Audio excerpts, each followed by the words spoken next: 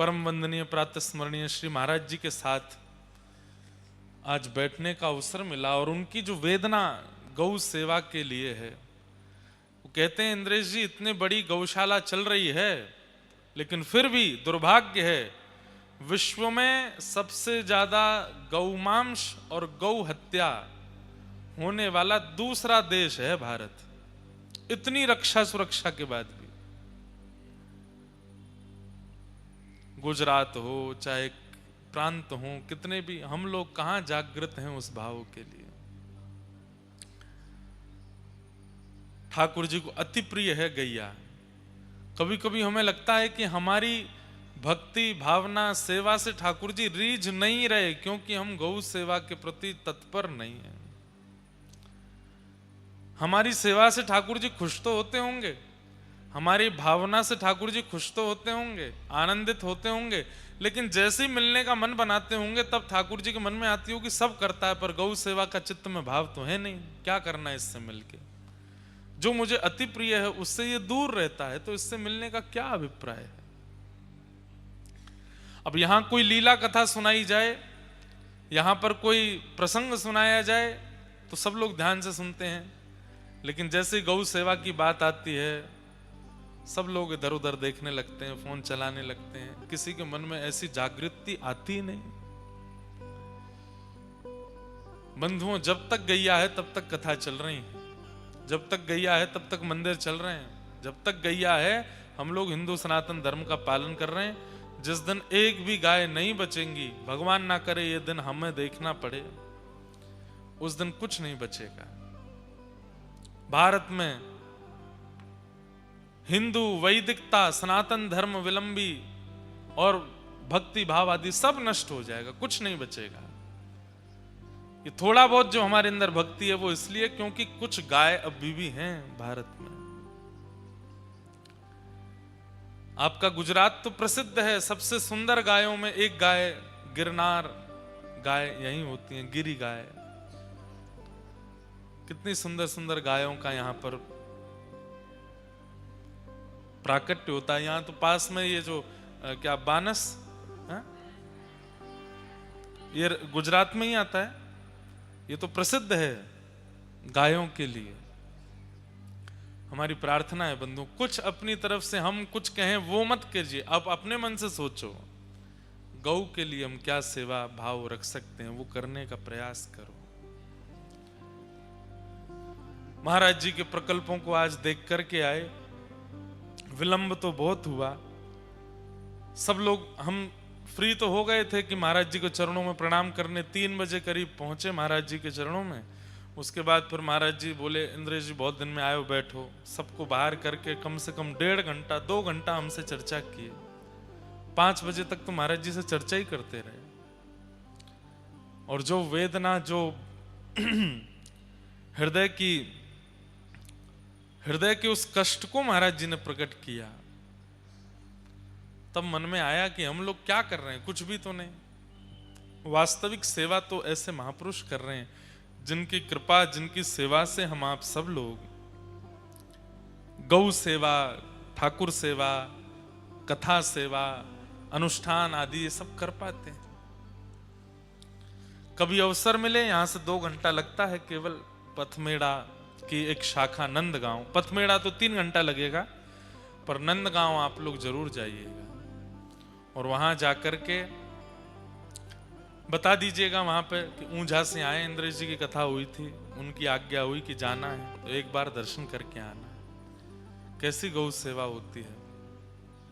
श्री गोवर्धन नाथ जी विराजमान है वहां पर, स्वयं ब्रज से पधारे हैं, जबकि गिरिराज जी कभी ब्रज से बाहर नहीं जाते, लेकिन ब्रज से बाहर महाराज जी के साथ यहां आए हैं, यहां विराजमान है श्री गोवर्धन नाथ जी, और उनका सुंदर सेवा वहां होती है। छीत स्वामी जी कहते हैं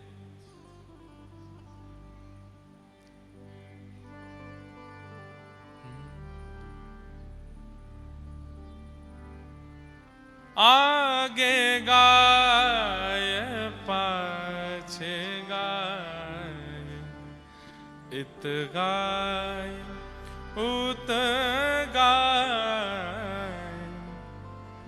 गोविंद को गायन में बस वो ही भावे, आगे गाय पाछे गाय। अभी गोपाष्टमी थी, कोटा में कथा थी, वहां भी मैंने बताया गोपाष्टमी पर ठाकुर जी गैया चराने के लिए गए, ये बात तो प्रसिद्ध है। पर गोपाष्टमी के दिन सुरभि गौ माता प्रकट हुई हैं, गैया का जन्मोत्सव भी है। ठाकुर जी के श्री अंग से 3 भाव प्रकट हुए, अग्नि, ब्राह्मण और गौ। ये 3 ठाकुर जी से प्रकट हैं। तो गोपाष्टमी के दिन ठाकुर जी के श्री अंग से गौ का प्रादुर्भाव हुआ है। एक प्रकार से गौ की सेवा ठाकुर सेवा के समान ही है, ठाकुर जी को बहुत प्रिय है। गायन सो ब्रज छायो, वैकुंठ बिसरायो। गायन के हेत गिरी कर ले उठायो, आगे गाय पाछे गाय, इत गाय उत गाय। गोविंद को गायन में बस वो ही भावे। ठाकुर जी को गैयाओं में रहना ही प्रिय लगता है, और उन गैयाओं से ही हम दूर हो गए। तो हमारी प्रार्थना है, ऊंझा वाले जरूर जाइएगा, नंदगांव गौशाला का दर्शन करके आना, पथमेड़ा गौधाम जाकर के आना, और कुछ सेवा करके आना निश्चित ही। तन से कर सको तन से करे आना, मन से धन से, मन से मत करना, तन से और धन से करना। बहुत चतुर हैं हम लोग। हाँ महाराज जी आपने कह दी, हमने आंख बंद करके यहीं से हुआ है, मन से हो गई सेवा। गैया के पाम दबाए, गोबर उठा के थापी आए, दूध निकारी आए, गैया पे हा मन से सेवा हो गई। मन से सेवा ठाकुर की कर लो। श्रीमद् वल्लभाचार्य जी महाराज कहते हैं, मानसी सेवा ठाकुर जी को प्रत्यक्ष सेवा से भी ज्यादा प्रिय लगती है। मानसी सेवा कैसी? नित्य ठाकुर जी का श्रृंगार करने के बाद नेत्र बंद करो, आहा कितनी सुंदर सेज है, उस पर हमारे लाल जी बैठे हैं, सुंदर ठाकुर जी के चरणों में अभी सुंदर शमामा का इत्र लगा रहे हैं, हिना का इत्र लगा रहे हैं, ठाकुर जी को सुंदर पोशाक पहनाइए। अरे हम सामान्य नहीं, हम तो सोना चांदी के आभूषण धराएंगे ठाकुर जी को। कितने सुंदर मणि माणिक के ठाकुर जी ने आभूषण पहने हैं, आहा कैसा सुंदर मुकुट धारण किया, कैसी लटकन है वहां पे, चले काहे ठाकुर जी के गालन से टकरावे, मकराकृत कुंडल हैं, आहा कैसी मधुर मधुर वेणु बजा रहे हैं ठाकुर जी, तिरछे नयन इधर उधर चला रहे हैं। अच्छा मुंह से मांग रहे हैं कि मुंह को माखन खवाए दे। मैं तुरंत गयो दही बिलोय के वामत माखन लेके आयो, ठाकुर जी को खवा रहा हूं, ठाकुर जी प्रेम से पा रहे हैं। मन से ऐसी सेवा कर सकते हो ठाकुर जी की, गैया की नहीं। गैया की तो तन से करके आओ, गैया की तो धन से करके आओ। ठाकुर के अलावा ठाकुर के संबंध की वस्तुओं की मानसी सेवा नहीं होती, उनसे तो उनकी तो तन से होनी होती है। अब संतों की भी मन से सेवा कर दो। आहा हमारे घर संत पधारे हैं, 2000 रुपया दिए लिफाफा में धर दिए चरण में, है गई मन से सेवा। पैसा भी खर्च नहीं भय, सेवा भी है गई मन से। ऐसा नहीं, तन से करके आओ। हम कथा में कहते हैं जिसको गैया से घृणा होती है, गौ गोबर से घृणा होती है, गौ मूत्र से घृणा होती है, ठाकुर जी को उससे घृणा होती है। इसलिए आपसे ठाकुर जी प्रेम करते हैं कि नहीं, इसका पैरामीटर नापना हो तो गैया के बीच में जाकर के देखो। अगर आप सहज हो, अगर आपको भय नहीं होता, अगर आपके चित्त में प्रेम आता है, अगर आपको बहुत सरलता लगती है, गैया का गोबर उठाने में, गौमूत्र इकट्ठा करने में, चरण छूने में, हाथ से पवाने में बहुत सहजता लगती है, तो समझो ठाकुर जी आपसे रीझ गए। गैया देखते डर के मारे भागते हैं इधर उधर। ठाकुर जी भी डर के मारे भागते हैं जब आप मंदिर जाते हो। मेरी गैया ते डरे, मोए तोते डर लगे, तू मेरी गैया ते डरे। इसलिए गौ से डरो नहीं, गौ की सेवा करो। अब जो आगे लोग बैठ गए हैं उनको तो नहीं दिख रहे, स्क्रीन पे दिखा रहे हैं आज की सेवा जो वहां करके आए, कैसी सुंदर सेवा। तो इसलिए आप लोग जाइएगा, खुद दर्शन करके आइएगा पथमेड़ा गौधाम के। परम पूजनीय प्रातः स्मरणीय श्री दत्त शरणानंद जी महाराज वहां पर एक गौ गोपाल कॉरिडोर भी बना रहे हैं, जहां पर एक बार प्रवेश करने के बाद जब व्यक्ति बाहर आएगा तो उसको संपूर्ण गैया की नॉलेज होगी। संभवतः 2-3 वर्ष में बन के तैयार हो जाएगा, बहुत सुंदर रहेगा वो भाव भी। तो आज वहां गए, वहां से अभी दर्शन करके आए हैं। आगे की कथा में प्रवेश करें। कल सुबह 10 बजे से कथा है, 9 बजे तक आप लोग 9:30 बजे तक सुंदर बाल भोग करके आ जाइएगा, ढोकला आदि पाके। कल सवेरे सवेरे कथा है, 10 बजे से 12 बजे तक कथा कल चलेगी। उसके बाद फिर हम आगे की यात्रा पर प्रस्थान करेंगे। और फिर जब भी हमारे गिरधर लाल जी का मन बनेगा तो ऊंझा दोबारा आवेंगे, खूब प्रेम से कथा सुनावेंगे।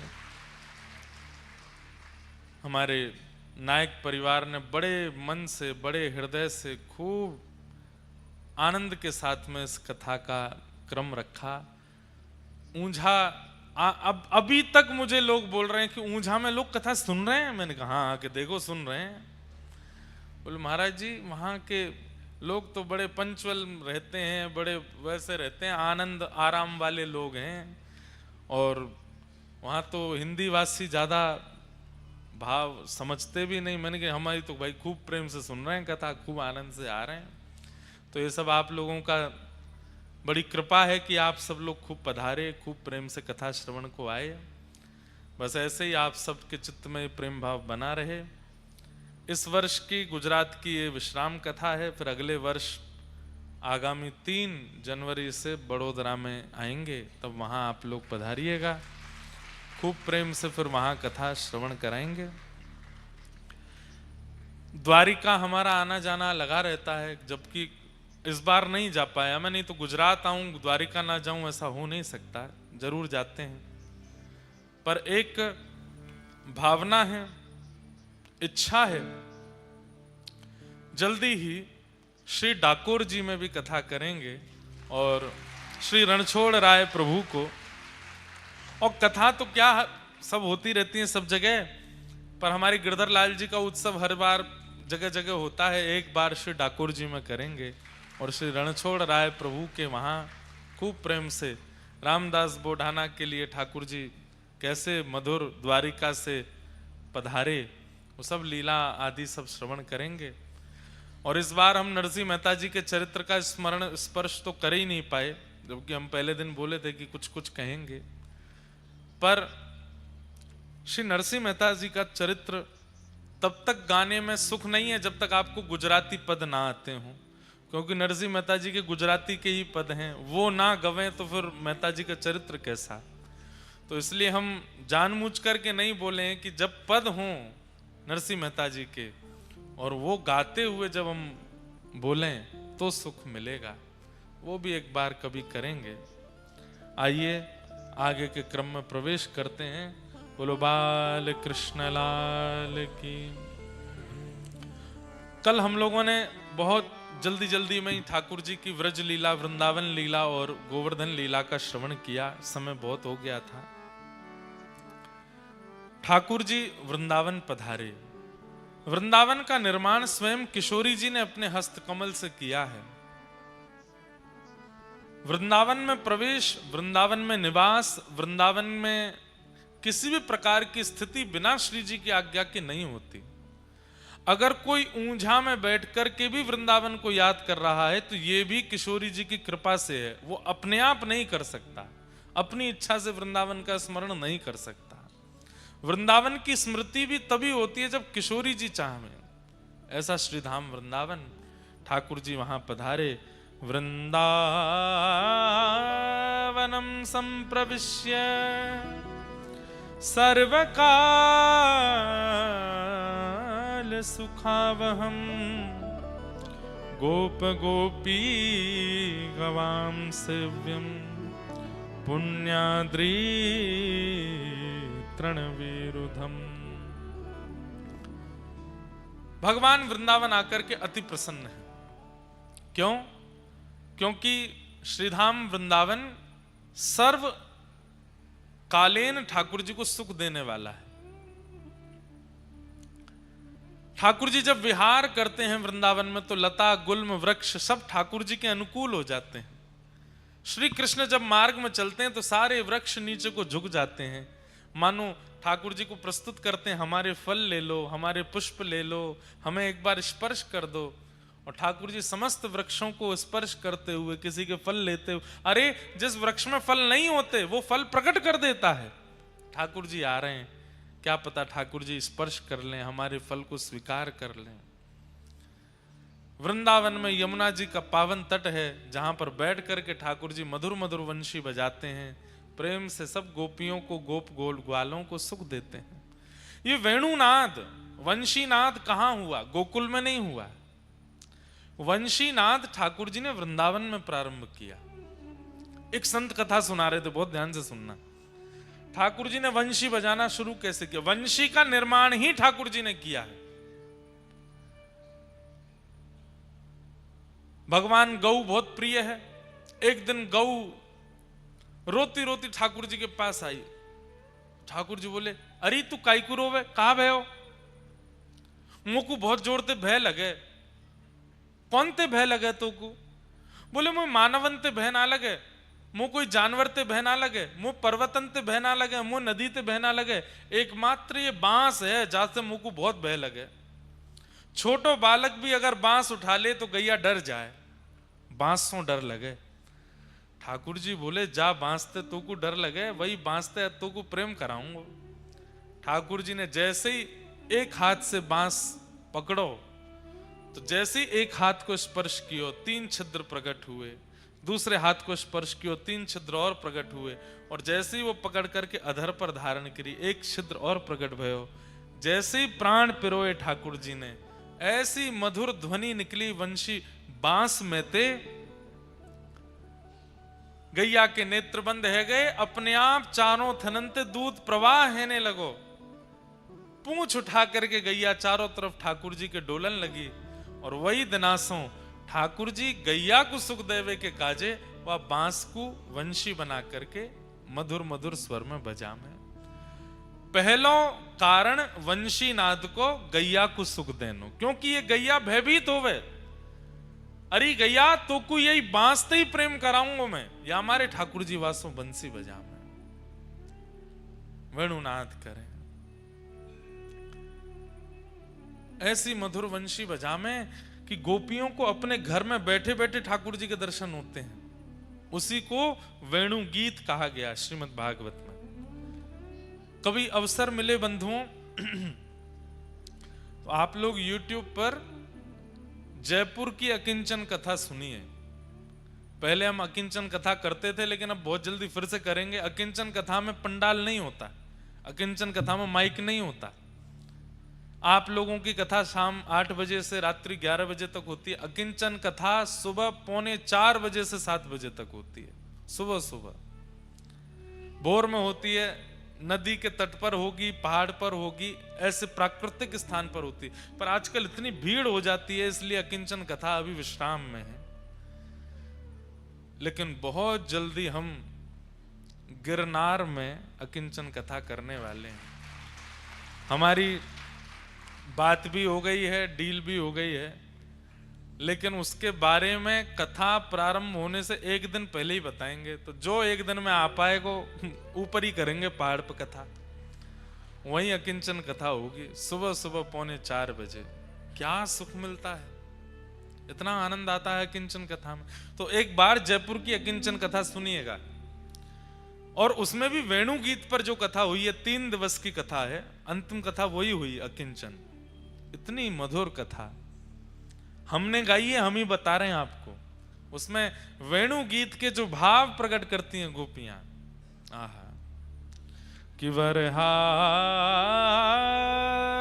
पीड़म नटवर वपु कर्णयो कर्णकारम विभ्रदवासः कनक कपिसं वैजयन्तीं च मालां रन्ध्रान् वेणो अधर सुधया पूरयन् गोपवृन्दैः वृन्दारण्यं स्वपदरमणं प्राविशद गीत कीर्ति। अक्षणवतां फलमिदं न परं विदाम सख्य प्रसूनन विवेशयतोर्वयस्यै वक्त्रं ब्रजेश सुतयोरनुवेणुजुष्टं यैर्वा निपीत मनुरक्त कटाक्ष मोक्षम। गोपियां कहती हैं, ध्यान से सुनिए सब लोग, इधर देखो। बोले आपने त्रिभंग लली श्याम सुंदर देखे, आपने नवनीत प्रिया लाल देखे, आपने यशोदा के गोद के लाला देखे, नंद बाबा के गोद के लाला देखे, बलभद्र के संग खेलते भय लाला देखे, रास रचाते भय लाला देखे, किशोरी जी के संग लीला करते भय लाला देखे, लेकिन अगर आपने गौचारण करते हुए ठाकुर जी नहीं देखे तो आपने कुछ नहीं देखा। गोपियां कहती हैं ठाकुर जी के सर्वांगीण रूपों में सबसे सुंदर स्वरूप कौन सा है? बोले जब ठाकुर जी गैया चराने जाते।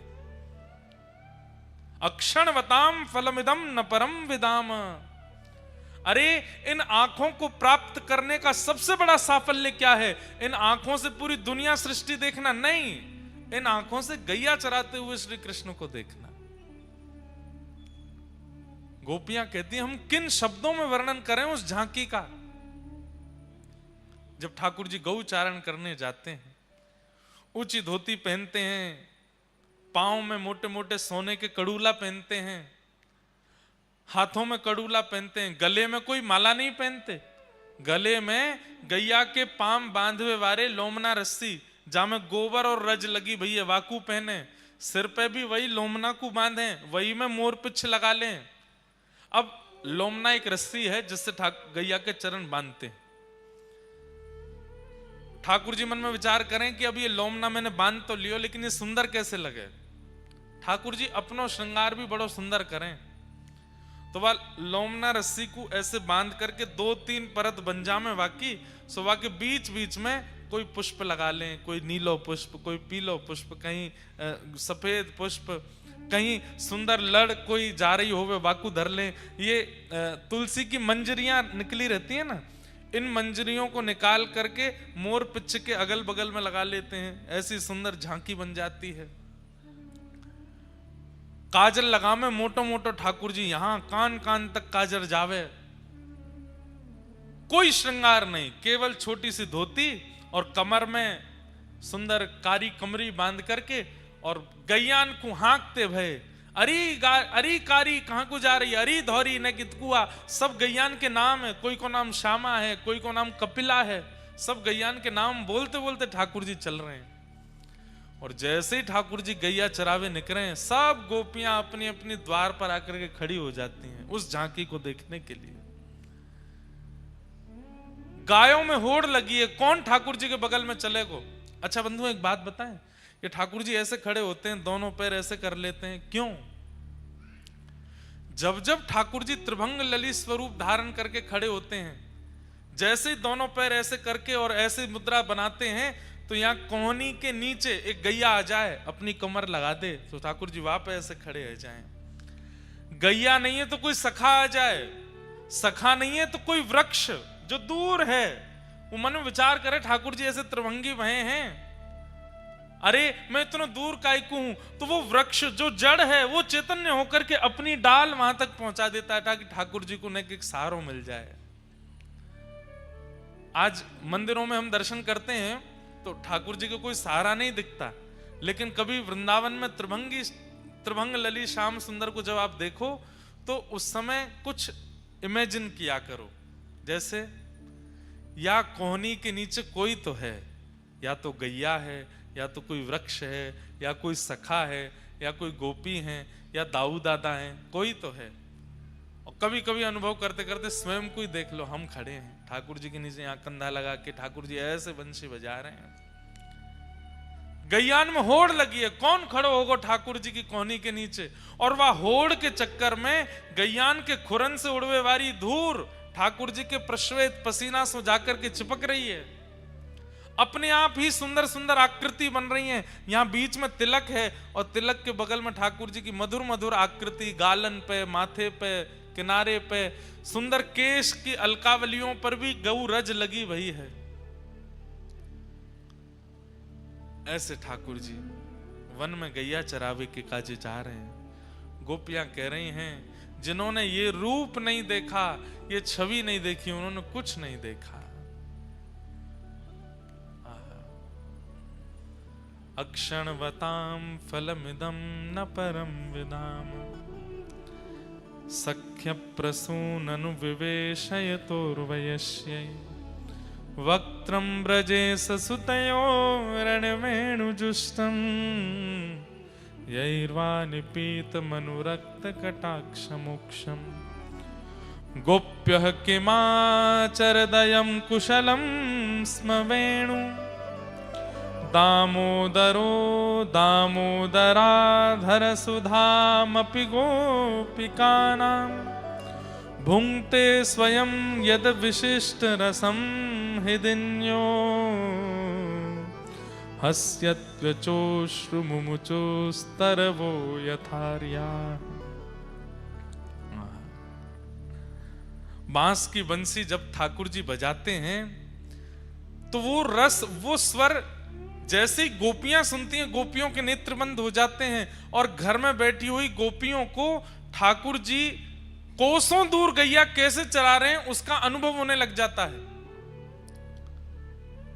जैसे अब ये थोड़ा समझिएगा इस भाव को, ठाकुर जी ने किलोमीटरों दूर जाकर के वंशी बजाई, अब वो वेणु की ध्वनि सब गोपियों को सुनाई दी, सब गोपियों के नेत्र बंद होते हैं, पर जिस गोपी के चित्त में उस दिन बहुत प्रगाढ़ प्रेम होता है, उसको ठाकुर जी वन में क्या कर रहे हैं वो दिखने लगता है और वो गोपी बोलने लगती है, तो बाकी की गोपियां अपने अपने घर से निकल के उस गोपी के पास आ जाती हैं और बैठ करके कहती हैं, अरे बता तो श्याम सुंदर कहा कर रहे हैं। तब वो गोपी बताती है, अरे श्याम सुंदर तो अब गिरिराज जी पर चढ़े हैं, गिरिराज जी पर एक शिला पर बैठे हैं, अब यमुना जी में अपने पाम डार करके बैठे हैं। और कहा है रो, बोले ठाकुर जी की वेणुनाथ सुन करके गैया के बछड़ा बछिया जो दूध पी रहे हैं उनको मुख थन में लगो रह गयो है, दूध मुख में है, भीतर निगल नहीं रहे हैं। वन के हिरण वो सब घास चर रहे हैं, लेकिन ठाकुर जी की वंशी की ध्वनि जाते ही मुख में घास लगी रह गई है, चबाना भूल गए, सब कान उठा करके केवल वंशी सुन रहे हैं।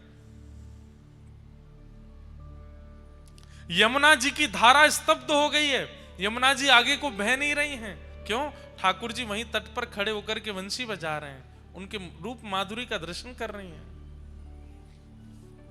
पवन वायु जब बह रही है तो जितने वृक्षों का स्पर्श करके वायु आती है, उस वृक्ष दूर खड़े खड़े वृक्षों के पुष्प प्रार्थना करते हैं, हे पवन देव आप इतनी तीव्रता से बहो ना कि हम टूट करके आपका माध्यम ले लें और आपकी छाया में, आपकी तरंग में बहते हुए श्री कृष्ण के चरणों में जाकर के अर्पित हो जाएं। इतनी मधुर वंशी बजा रहे हैं। अरे देखो तो सही, कहा भयो? बोले कहा भयो? बोले वन में खूब तेज धूप है, सूर्य महाराज दर्शन कर रहे हैं ठाकुर जी को, लेकिन तभी आकाश में एक छत्र की भांति एक बादल घूमता भयो आयो, और जहां जहां श्री कृष्ण जा रहे हैं वहां वहां वो छत्र की तरह बादल ऊपर घूम रहे हैं, कहीं ठाकुर जी पर सीधो प्रकाश नहीं पड़े। ये सब दर्शन किसको हो रहे हैं? गोपियों को हो रहे हैं अपने घर में बैठ करके। और श्री शुकाचार्य जी उसका वर्णन कर रहे हैं।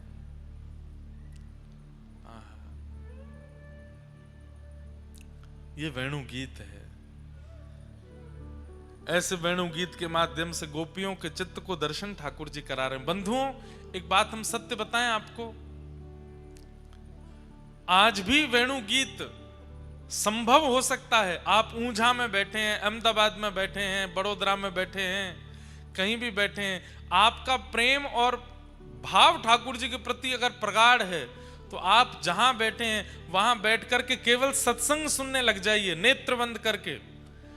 आचार्य की वाणी, संतों की वाणी आंख बंद करके सुनिए और चिंतन करिए कि आज राधारमण जी कैसे लग रहे होंगे। महापुरुष की वाणी सुनते रहो। महापुरुष की वाणी क्या है? वंशी है। उसकी वाणी सुनते सुनते सुनते सुनते आप चिंतन करो, आज ऐसी पोशाक होगी, आज ऐसा मुकुट होगा, आज ऐसी माला होगी, आज ऐसी पिछवाई होगी, आज ऐसा सन्मुख औलाई का भाव होगा, आज ऐसे गोस्वामी जी आरती कर रहे होंगे। सब अपने मन में चिंतन कर लो और फिर सोशल मीडिया पे कहीं ना कहीं फोटो आ ही जाता है, धीमे से जाकर के कहीं ढूंढो कि आज कैसे दर्शन थे। अगर आपके चिंतन से दर्शन मिलने लग जाएं तो समझ जाना कि आप भी वेणु गीत की एक गोपी बन गए हो। बस एक वेणु का आश्रय चाहिए। वेणु क्या है?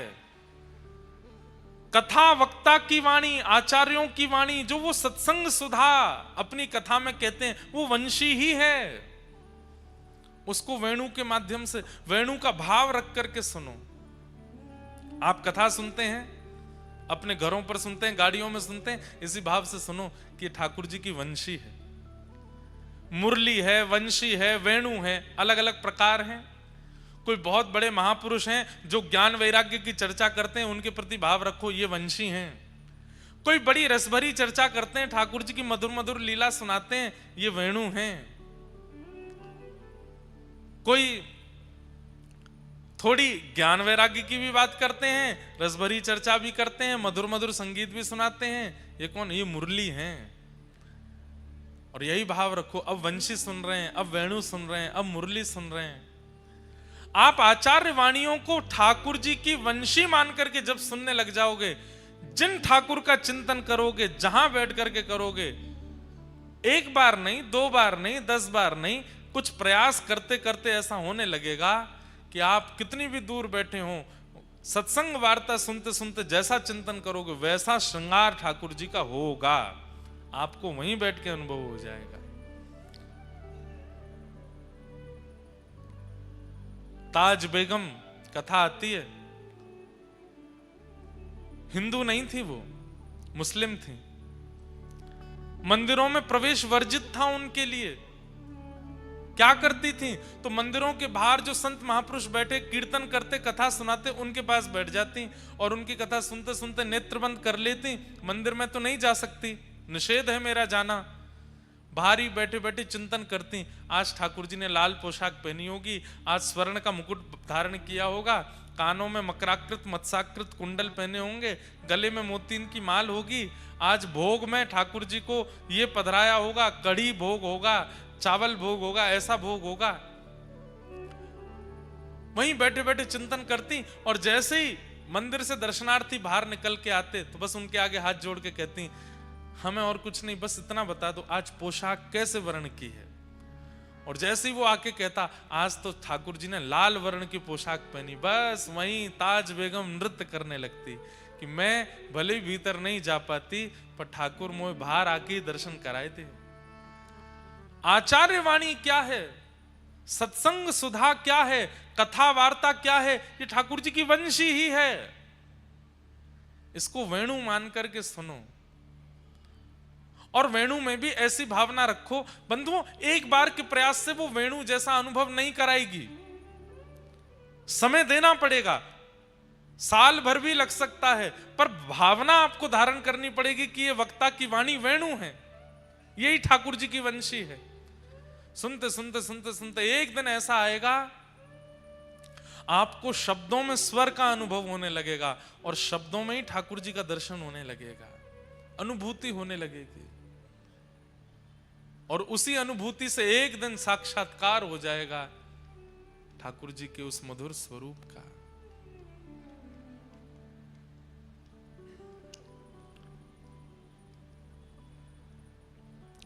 वेणु बजाते हैं ठाकुर जी। वंशी का नाद सुनकर के सब गोपियां आनंदित हो जाती हैं। भगवान ने कृपा की, सब गोपियों को अनुभव कराया और चीर हरण के माध्यम से एक लीला करके ठाकुर जी ने सबको शरद पूर्णिमा पर रास के लिए आमंत्रित किया। इसी बीच ब्रजवासियों के द्वारा इंद्र पूजा होती है और ठाकुर जी सब ब्रजवासियों से निवेदन करते हैं कि तुम सब इंद्र छोड़ सांचे देव की पूजा करो। कौन सांचे देव हैं? बोले गोवर्धन नाथ। और सब ब्रजवासियों को लेकर के ठाकुर जी श्री गिरिराज जी गए। वहां जाकर के 56 भोग पधराए, गिरिराज जी की परिक्रमा करी और परिक्रमा करके श्री गिरिराज जी को वंदन किया। जब इंद्र को पता चला कि मेरी पूजा बंद हो गई तो खूब मूसलाधार बारिश करी। ब्रजवासी दौड़ने लगे, त्राही माम करके, बचाओ बचाओ बचाओ, इंद्र हमें मार देगो। तब ठाकुर जी ने नख पे धार लियो गिरिराज नाम, गिरधारी पायो है। नख पे धार लियो गिरिराज नाम, गिरधारी। 7 बरस के ठाकुर जी 7 कोस लंबे चौड़े गिरिराज पर्वत को अपनी बाम हस्त की कन्नी उंगली के नख पर धारण कर लेते हैं। बोल गोवर्धन नाथ की, श्री गिरिराज धरण की। नख पे धार लियो गिरिराज नाम, गिरधारी पायो है। नख पे धार लियो गिरिराज नाम, गिरधारी पायो है। नख पे धार लियो गिरिराज नाम, गिरधारी पायो है। नख पे धार लियो गिरिराज नाम, गिरधारी पायो। गिरधारी पायो है नाम, गिरधारी पायो है। धारी पायो है नाम, गिरधारी पायो है। ओ नख पे धार लियो गिरिराज नाम, गिरधारी पायो है। नख पे धार लियो। करताल बजा के गाओ। और कहा कि और ठाकुर जी ने सुरपति पूजा मेट, कृष्ण गिरिराज पूजायो है। सुरपति पूजा मेट, कृष्ण गिरिराज पूजायो है। 1.25 लाख मण सामग्री को भोग लगायो है। ओ 1.25 लाख मन सामग्री को भोग लगायो है। 1.25 लाख मन सामग्री को भोग लगायो है।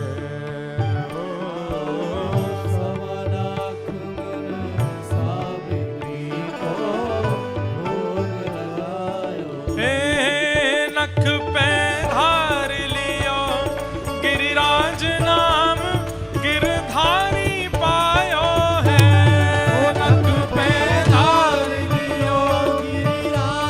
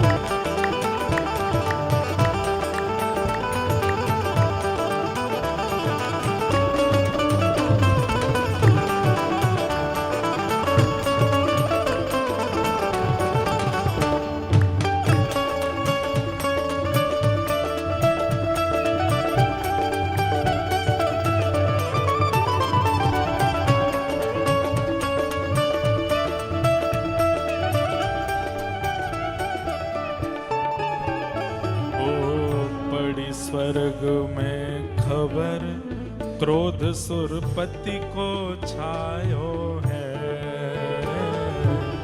पड़ी स्वर्ग में खबर क्रोध सुरपति को छायो है। हाँ, मूसलधार अपार बहुत पानी बरसायो है।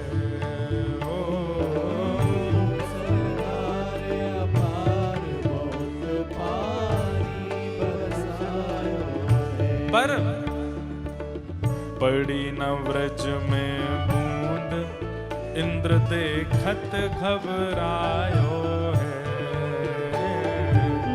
पड़ी न व्रज में बूंद इंद्र देखत घबरायो है। और ब्रजवासी सब कहें कृष्ण गिरिराज उठायो है। ब्रजवासी सब कहें कृष्ण गिरिराज उठायो। हे नख पे धार लियो गिरिराज नाम गिरधारी पायो है। नख पे धार लियो गिरिराज नाम गिरधारी पायो। हे नख पे धार लियो गिरिराज नाम गिरधारी पायो है।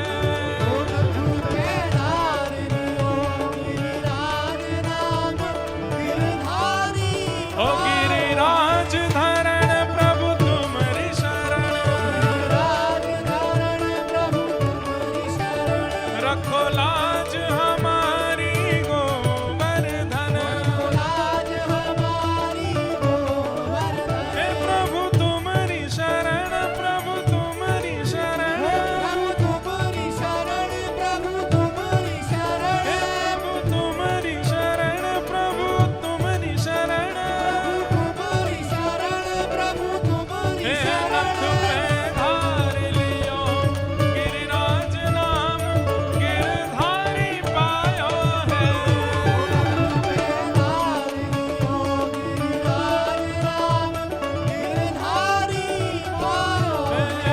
नख पे धार लियो गिरिराज नाम गिरधारी पायो है।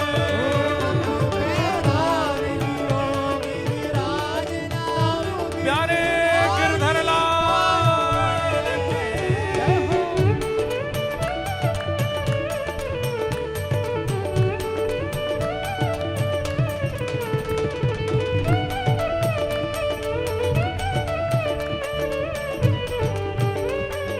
गिरिराज धरण की। श्याम सुंदर श्री यमुने महारानी की। पूछ री के लौटा की। प्यारे क्या बात है बंसी वाले, शाबाश है।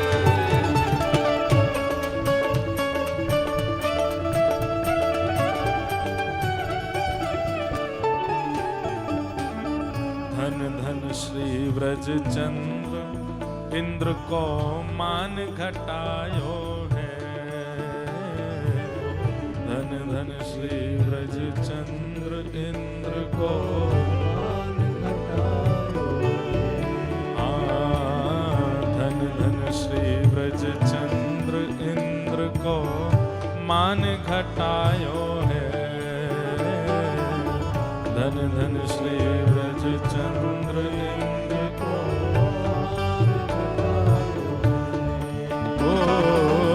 घासी राम गोवर्धन वारो हरि यश गायो है।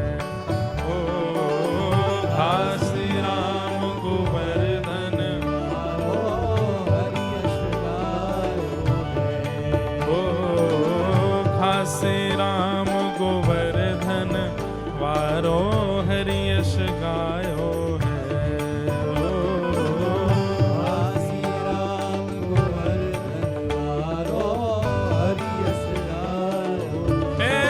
नख पे ओ नख पे ओ नख पे धार लियो गिरिराज नाम गिरधारी पायो है।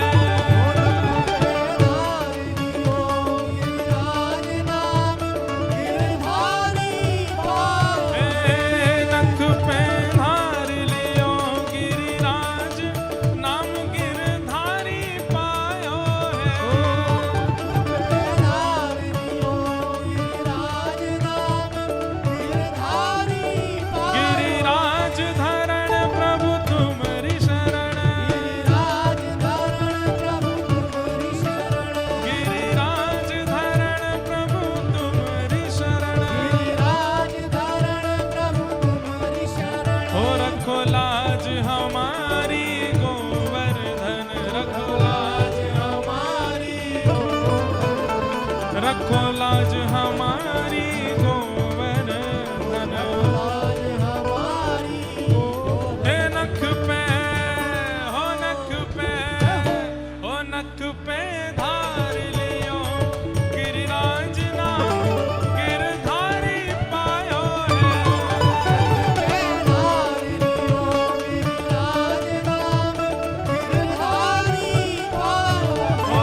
नख पे धार लियो गिरिराज नाम गिरधारी पायो है।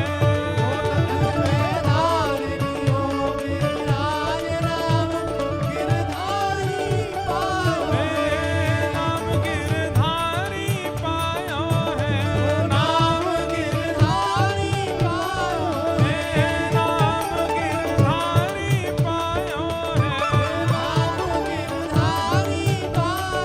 है, नाम गिरधारी पायो है, नाम गिरधारी पायो है, नाम गिरधारी पायो है, नाम गिरराज धरने की श्याम सुंदर श्री यमुने महाराज जय जय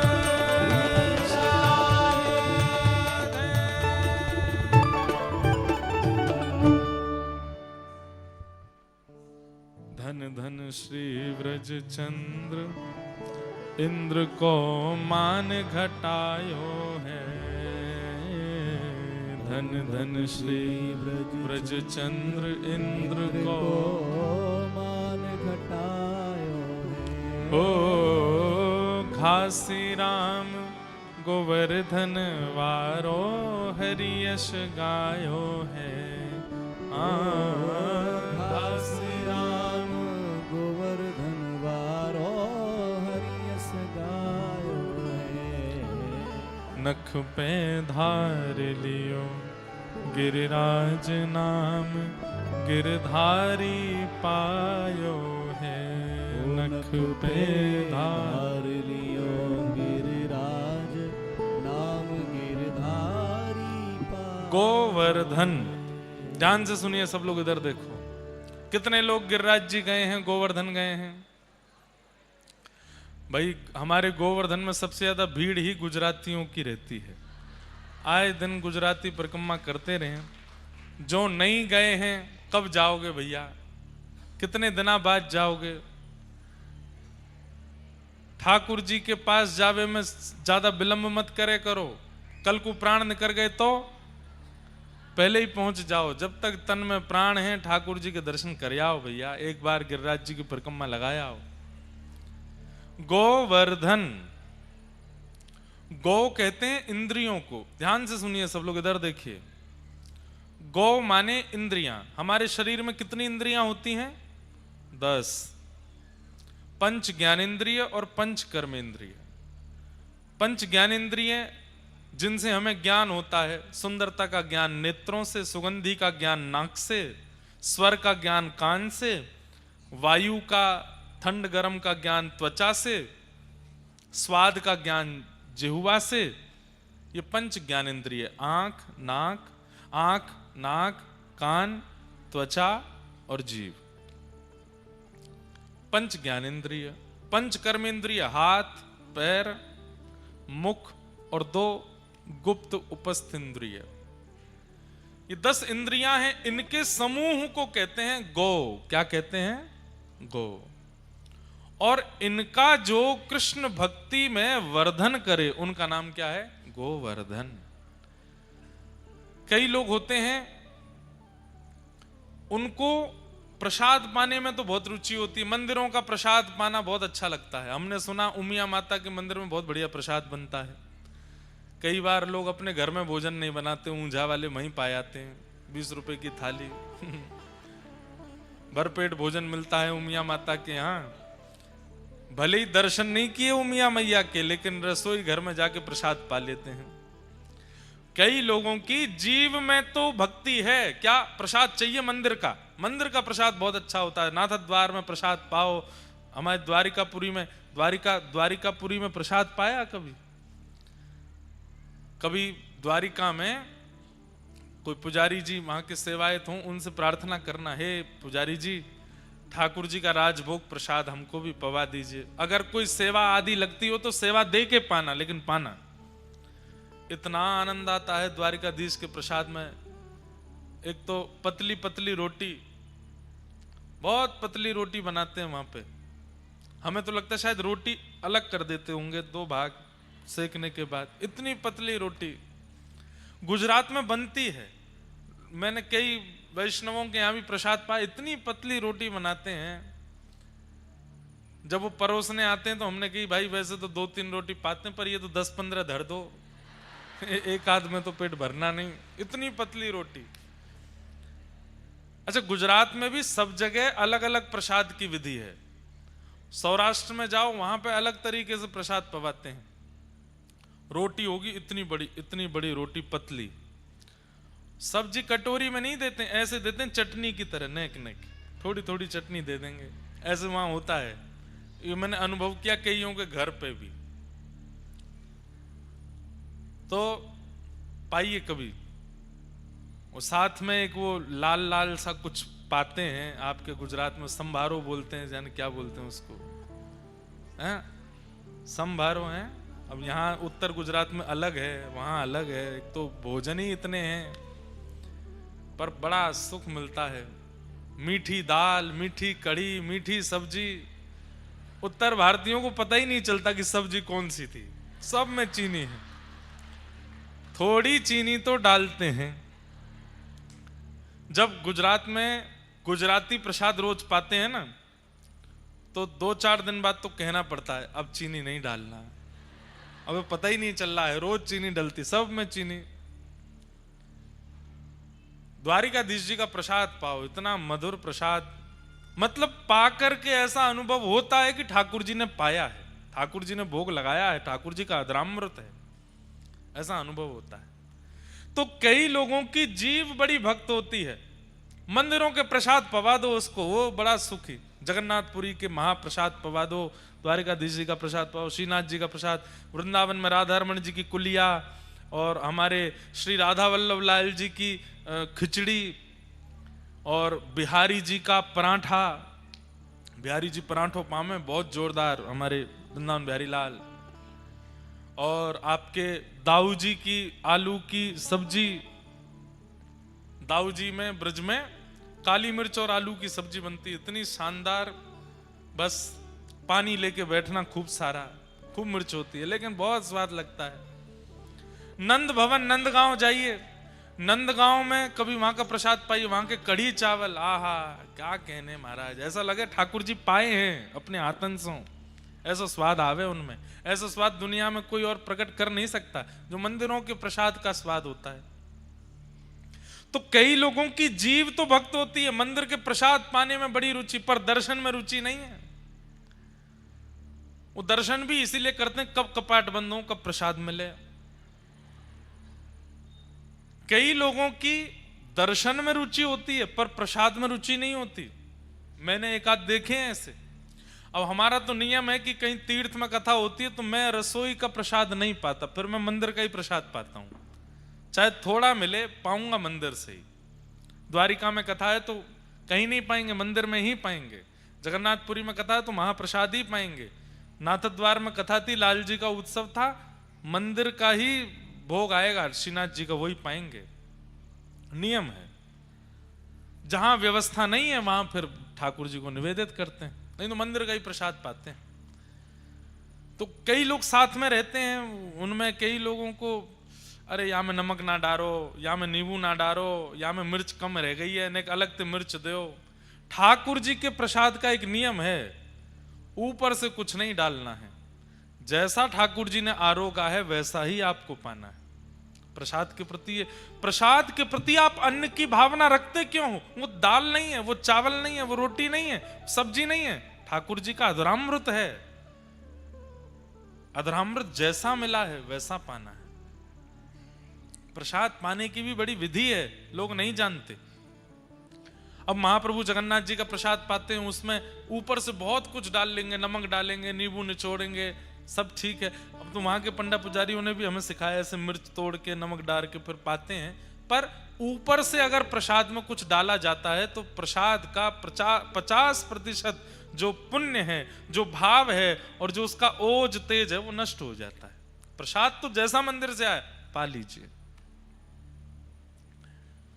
तो कई लोगों की जीव बड़ी भक्त होती है, नेत्र भक्त नहीं होते, पर कई लोगों के नेत्र भक्त होते हैं, जीव भक्त नहीं होती।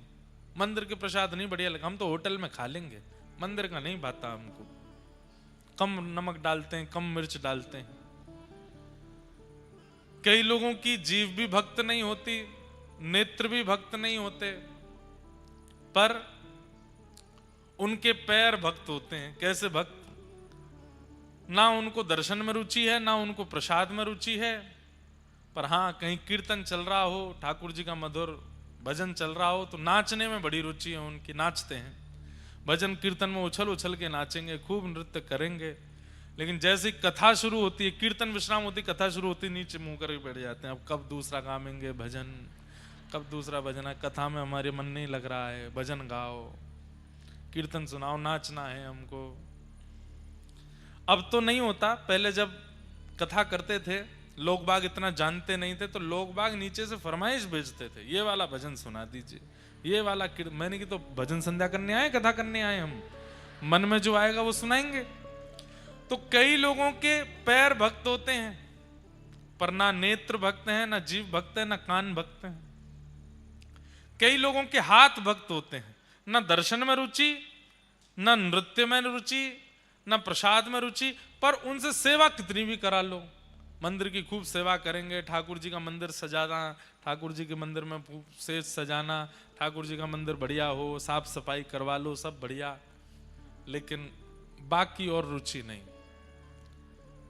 ऐसा अगर कुछ है, आज ही पूछिए, आपकी कौन सी इंद्रिय ऐसी है 10 में से जो ठाकुर जी की सेवा में रत नहीं है? उस इंद्रिय का स्मरण करके श्री गिरिराज जी की परिक्रमा लगाओ। आप गिरिराज जी की परिक्रमा पूर्ण होते ही वह इंद्रिय आपकी ठाकुर जी की सेवा में रत हो जाएगी। किसी को कथा सुनना अच्छा नहीं लगता, मन नहीं लगता, कथा में नींद आ जाती है, तो जाइए गिरिराज जी और श्री गोवर्धन नाथ जी से कहो, हे गिरिराज बाबा, दर्शन में खूब आनंद आवे, प्रसाद में खूब सुख मिले, नृत्य में खूब सुख मिले, कीर्तन में खूब सुख मिले, पर जैसे ही कथा शुरू होती है मोह नींद आ जाए, मेरे कानन को कथा सुनने की रुचि कर दो, या भाव से मैं आपकी परिक्रमा कर रहा हूं। आप जैसी परिक्रमा पूर्ण करेंगे, आप कथा सुनने लगना, आपको कभी नींद नहीं आएगी। गिरिराज जी कानों में श्रवण भक्ति प्रदान कर देंगे। ये गिरिराज जी का एक गुप्त रहस्य, सबको नहीं पता। जो अब हमारी बात, हम अपनी बात बता रहे हैं, प्यारे गिरधर लाल जी हमको कैसे मिले लगभग सबको पता है। गिरधर लाल जी श्रृंगार का स भी नहीं आता हमसे। जब लाल जी आए थे तब कैसे पाग धरानी है, कैसे वेत्र धरानी, कैसे वंशी धरानी है, कैसे माला धरानी, कैसे पोशाक पहनानी, और उसमें भी बड़ा स्वरूप हो तो कुछ प्रयास किया भी जा सकता। हमारे लाल जी इतने से हैं, उंगलियों से श्रृंगार होता है उनका, हाथ से भी नहीं होता, उंगलियों से होता है। अंगूठे का प्रयोग बहुत कम होता है, उंगलियों से ही, यहां से ये डालना है, ऐसे छोटे से हैं। कैसे करें श्रृंगार? ये गिरिराज जी की परिक्रमा का फल हमको मिला कि हमको श्रृंगार आ गया ठाकुर जी का करना।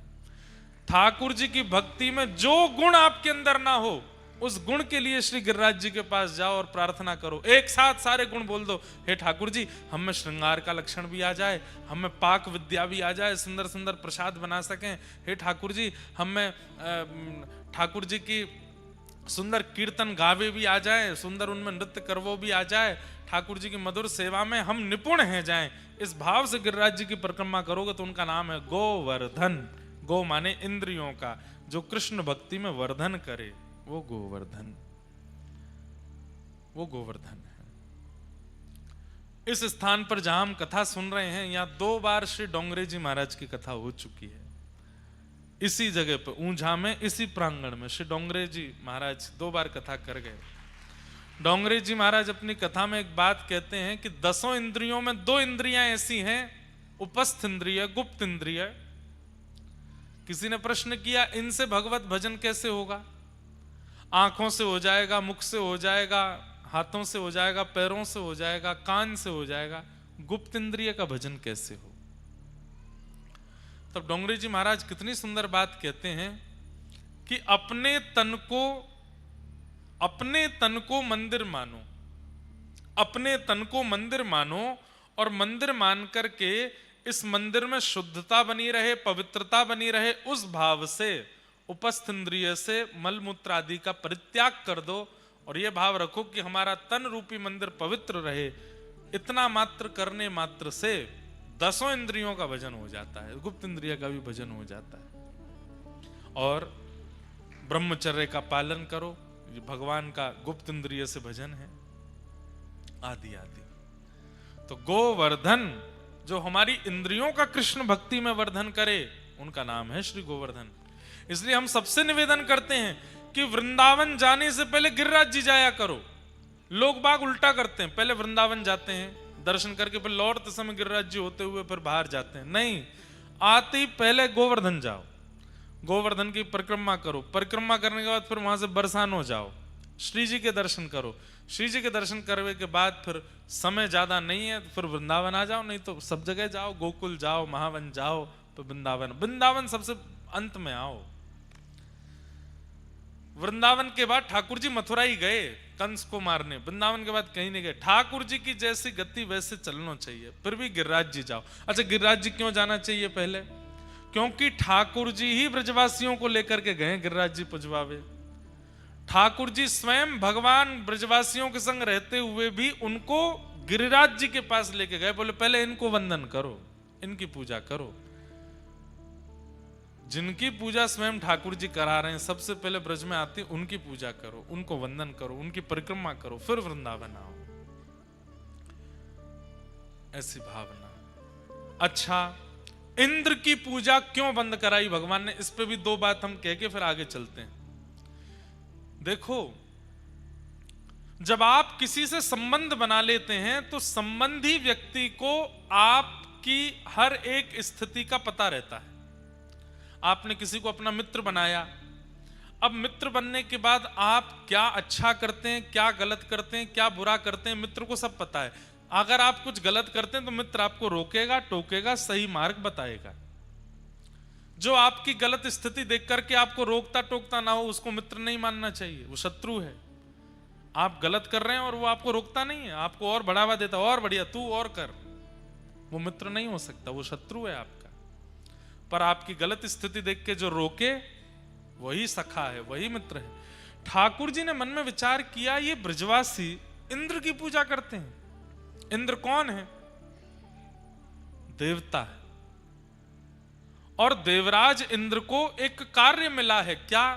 समय समय पर पृथ्वी पर वर्षा करो, जिससे पृथ्वी हरी भरी बनी रहे, जल का संचार होता रहे।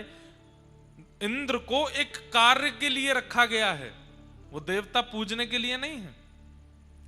वो बात अलग है कि हम समस्त देवी देवताओं को एक साथ वंदन कर लेते हैं, पर ठाकुर जी कहते हैं जो भाग्य बदलना ना जानता हो, ऐसे देव को नहीं पूजना चाहिए।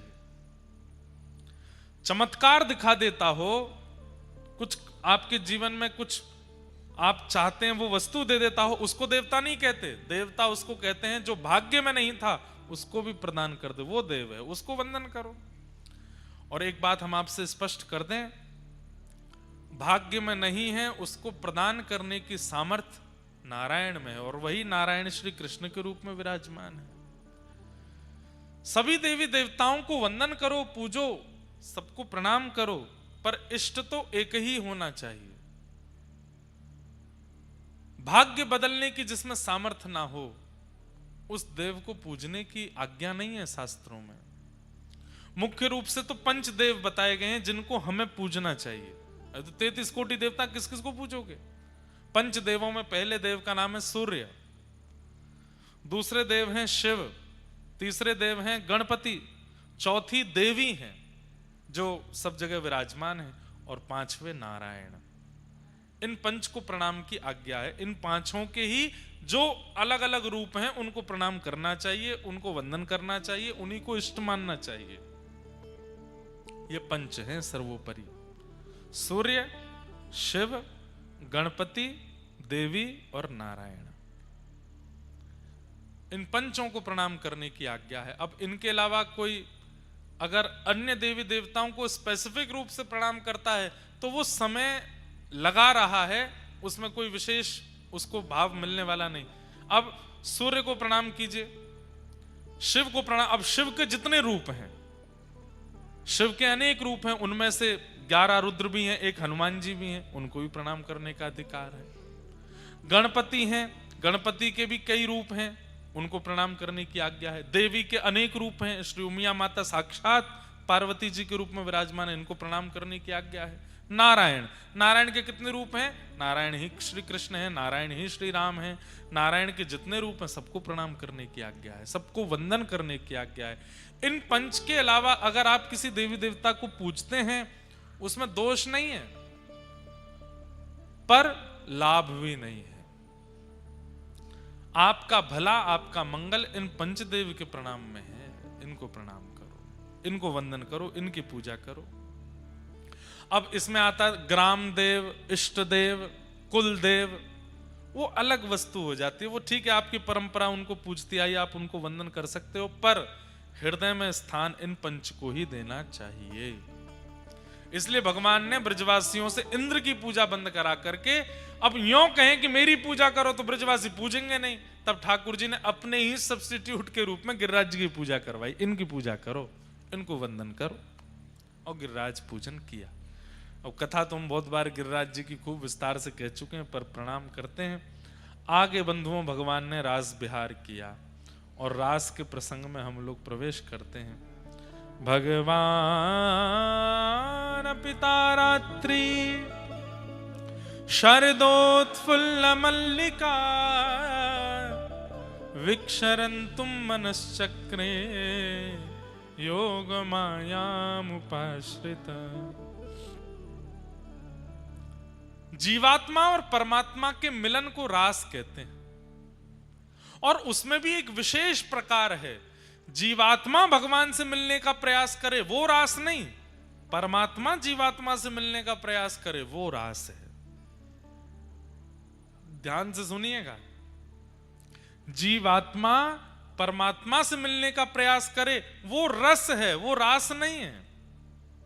पर उस जीवात्मा की भक्ति से, उसके प्रेम से ठाकुर जी आनंदित होकर के ठाकुर जी उससे मिलने का मन बनावे, वो रास है, उसे रास कहते हैं। नरसिंह मेहता का रस नहीं है, रास है। जीवन, पूरा जीवन ही रास है। सबको कथा पता होगी, केदार राग गाते थे नरसिंह मेहता, और उनका राग इतना प्रसिद्ध था कि उसको सुनने के लिए हजारों की भीड़ इकट्ठी होती थी। और उसमें एक आश्चर्य की बात यह होती कि जब वे सारे राग गाते तब तो कुछ नहीं होता, लेकिन जैसे ही वो राग केदार गाते, ठाकुर जी की माला अपने आप धीमे से गले से उतर करके नीचे गिर पड़ती और पुजारी जी ला करके नरसिंह मेहता को पहना देते। लोग बाग देख करके आश्चर्यचकित हो जाते। गुजरात के सब वैष्णव कहते सारू छे, सारू छे, आनंद आवी गयो, ऐसे बोलेंगे। आनंद आवी गयो ऐसे बोलते हैं ना, आनंद आ गया है, मजा आ भी गयो। अब इससे ज्यादा मत बुलवाओ, कहां के शब्द कहां बोल दूं कुछ पता नहीं। तो सब लोग बड़े आनंदित होते। नरसिंह मेहता जी को लगता कि अगर मेरे राग केदार गाने से ठाकुर जी की माला गिरती है और ये चमत्कार देख करके इतने वैष्णव भक्त हो रहे हैं, तो मैं रोज गाऊंगा। और रोज आते राग यमन गाते, राग भैरव गाते, राग भैरवी गाते, तब तक कुछ नहीं होता। लेकिन जैसे ही राग केदार शुरू करते, ठाकुर जी की माला धीमे धीमे धीमे धीमे उतरती और नीचे टूट के गिर जाती, तुरंत ठाकुर जी पहना देते। सब जगह कुतर्की लोग तो पहुंच ही जाते हैं, वहां पर भी कुछ कुतर्की लोग आ गए, बोले ये सब ढोंग है, पाखंड है, ऐसा कुछ नहीं होता। ठाकुर जी अपनी माला वाला उतार के नहीं फेंकते हैं। ये जरूर कोई ऐसा कुछ करते हैं कि जैसे ही राग केदार आता है तो कोई योजना ऐसी बनती है, दूर से अदृश्य धागा होता है, उससे खींच देते होंगे तो पीछे से धागा खुल जाता होगा, माला टूट के गिर जाती है। तो फिर सबने कहा क्या किया जाए। तो उन कुतर्की लोगों ने कहा हम अपने हाथ से माला बनाएंगे, अपने हाथ से गांठ लगाएंगे और हम अपने हाथ से ठाकुर जी को पहनाएंगे, फिर ये राग केदार गावे, अगर ठाकुर जी की माला गिर गई तो मान जाएंगे।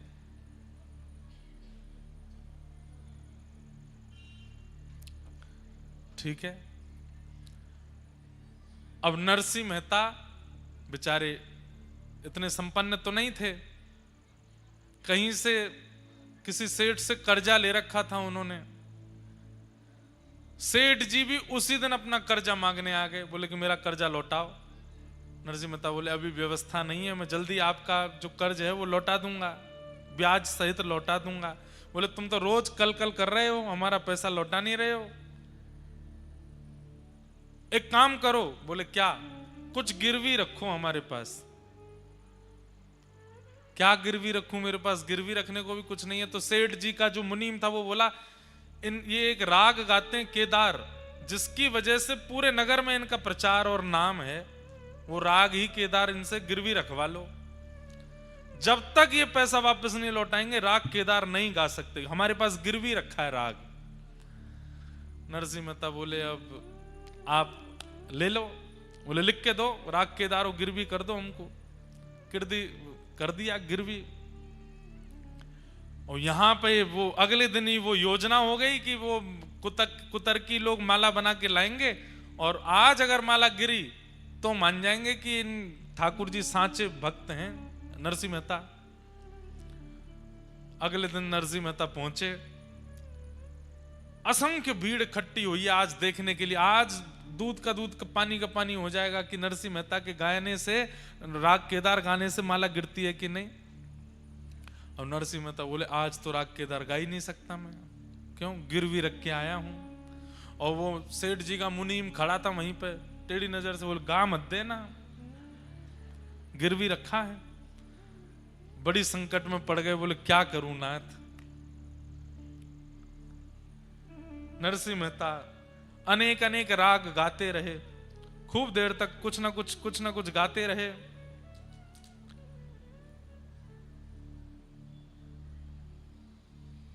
सब लोग कहें केदारो गाओ ना, और सब क्या गा रहे हो, केदारो गाओ, केदारो सुनाओ हमको तो वही सुनने के लिए बैठे हैं। नरसिंह मेहता बोले अब केदारो कैसे गाऊं, मुनीम खड़ा है मुंह पे। ठाकुर जी के चरणों में प्रणाम किया कि हे ठाकुर जी आप ही कुछ कृपा करो, आप ही कुछ अनुग्रह करो। सो ठाकुर जी ने देखी कि भैया नरसिंह मेहता फंस गए हैं बड़ी भारी स्थिति में। सो ठाकुर जी नरसिंह मेहता का रूप बना करके और सेठ की दुकान पर पहुंच गए और सेठ की दुकान पर जाके जितना कर्जा था सब चुका दिया और चुका करके बोले हमारी जो गिरवी केदार राग है वो वापस करो। सेठ जी बोले कैसे करूं? बोले लिख करके दो, राग केदारों मुक्त किया, और अपना हस्ताक्षर कर दो। सेठ जी ने लिख दिया राग केदारों मुक्त किया, अपना हस्ताक्षर कर दिया। बोले लीजिए, पत्र में लिख करके दे दिया। ठाकुर जी रूप बदल करके सभा में आए और धीमे से पीछे आके खड़े हुए। वो मुनीम जो खड़ा था उसके पीछे से कहीं से हाथ से वो पर्ची थमा दी। मुनीम के हाथ में पर्ची आई, पीछे मुड़ के देखा तो कोई नहीं। पर्ची खोल के देखी तो उसमें सेठ जी के हस्ताक्षर थे, उसमें लिखा था राग केदारों मुक्त किया नरसिंह मेहता को। नरसिंह मेहता के हाथ में तुरंत पर्ची पकड़ा दी मुनीम जी ने। बोले सुनो सुनो, सेठ जी ने लिख के भेजा है। बोले नरसिंह मेहता का राग केदारों मुक्त किया। जैसे ही आया राग केदारों मुक्त किया। आहा, नरसिंह मेहता तुरंत गा रहे हैं।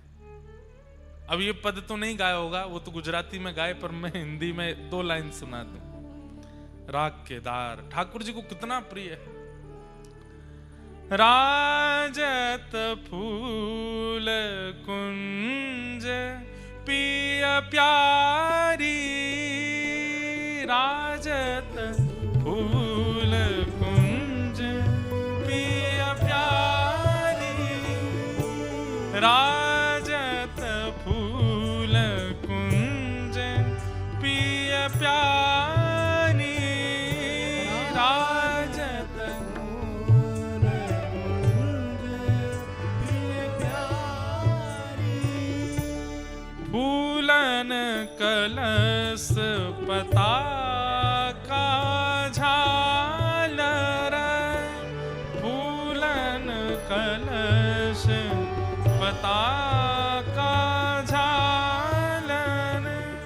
राजत फूल कुंज पिय प्यारी राजत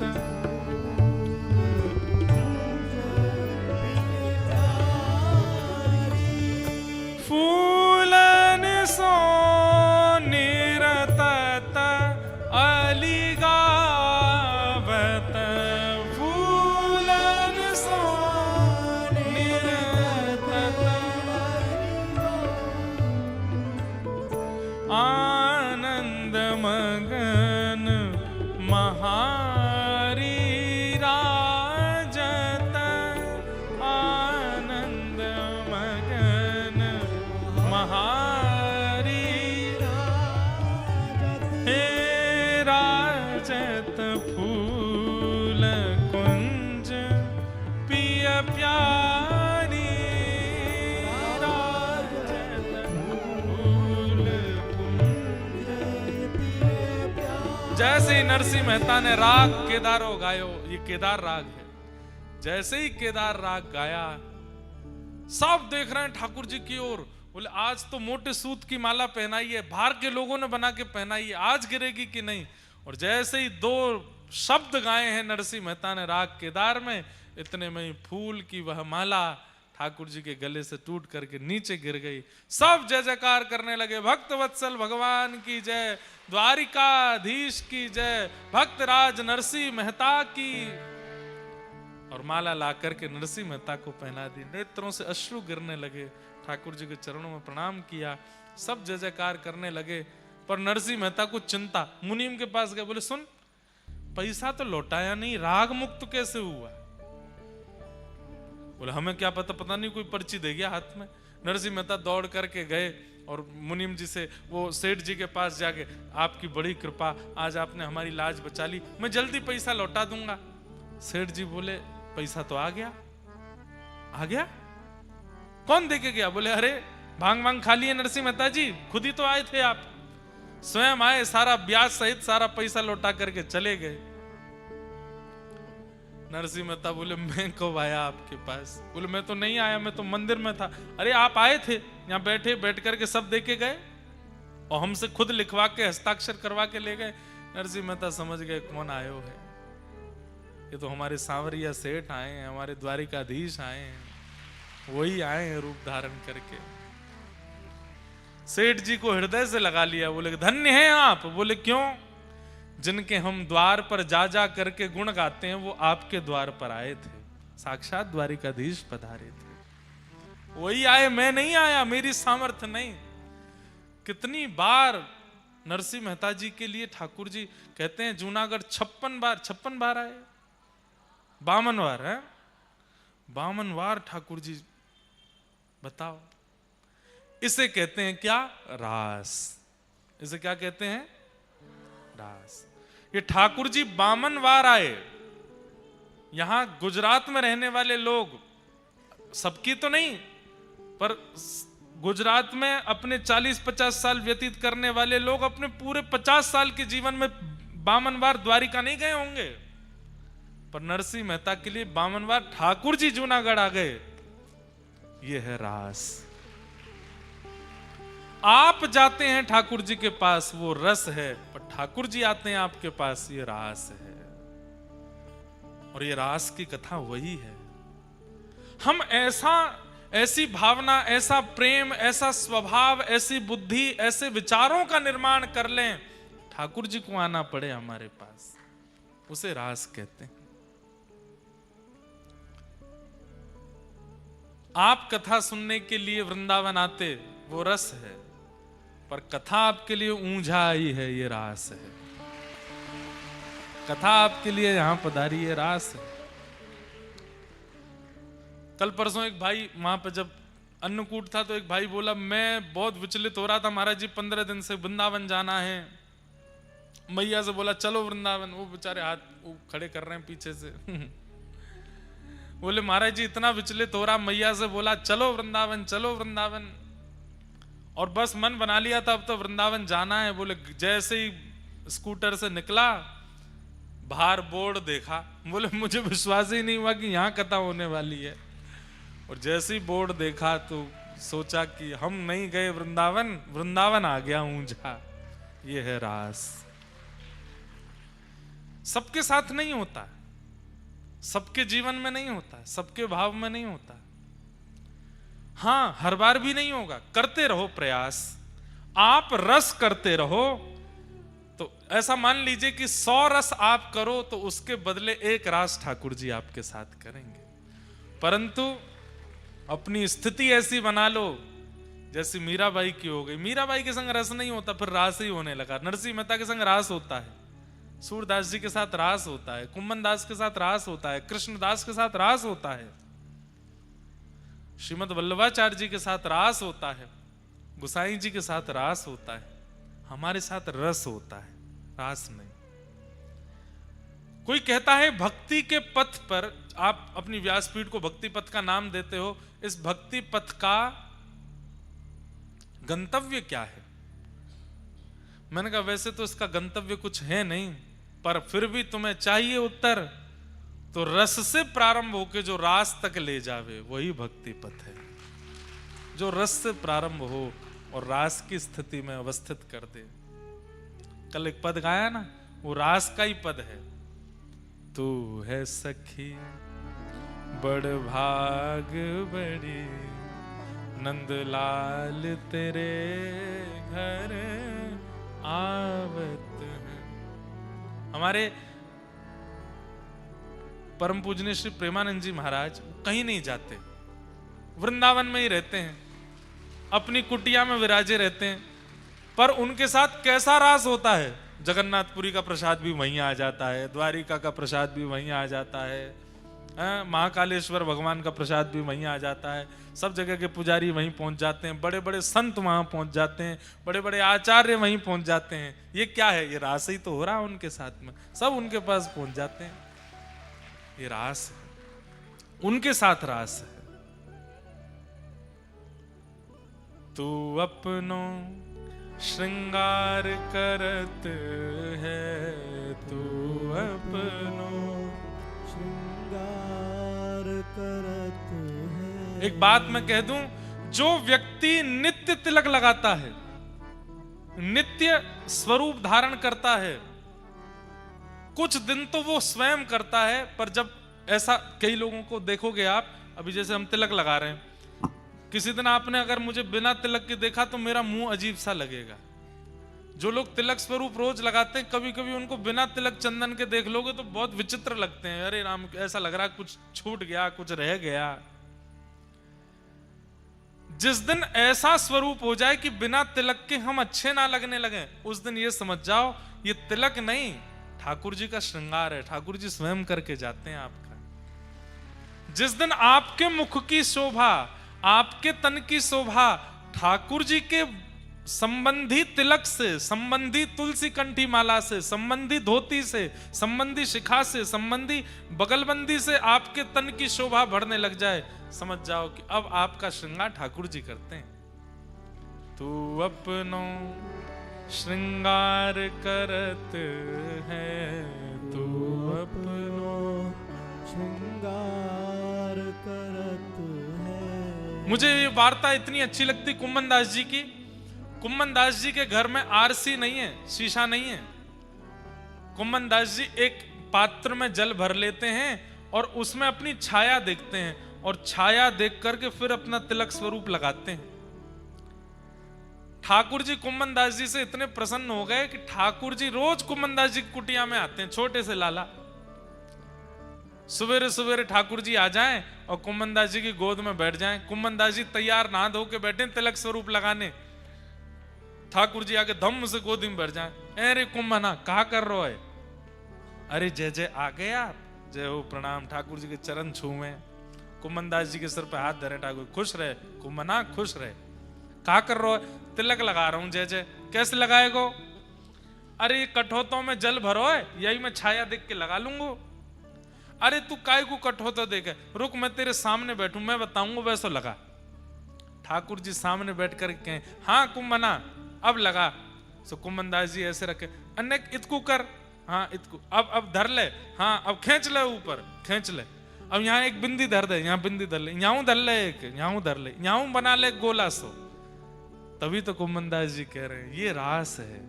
मेरा श्रृंगार ठाकुर जी आके करवाते हैं। तू अपनो श्रृंगार करत है, तू अपनो श्रृंगार करत है, ये दर्पण हाथ दिखावत है, ये दर्पण हाथ दिखावत है। कुमनदास जी जब अपना तिलक स्वरूप कर लेते हैं तब ठाकुर जी कह मैं मंदिर ते अपनी आरसी ले आया हूं, देख कैसा लग रहा कुमनदास। ठाकुर जी को आरसी दिखाते हैं। कल तो यहाँ ठाकुर जी विराजे, आरसी दिखाते हैं, ठाकुर जी को नित्य आरसी का दर्शन कराते हैं। ऐसे ही भक्त का जब तिलक स्वरूप धारण हो रहा होता है उस समय आरसी जो सामने होती है वो ठाकुर जी दिखाते हैं उसको। देख तू कितना मधुर लग रहा है, वो रास है। हम रस की स्थिति में हैं, वो रस किसी दिन रास बन जाए, ये हमारी इच्छा है।